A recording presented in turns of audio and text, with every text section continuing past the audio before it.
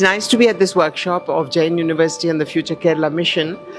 I've spent the whole day with 30 young people, very shy, very close to start with, and slowly seeing them unfurl. The arts are an amazing language not only to communicate but also to find your true self. And I hope that this is just the beginning of a journey where I can work with young people to make them into humane beings and to make them into beings who care and who understand that to bring about change in society is the responsibility of each and every one of us.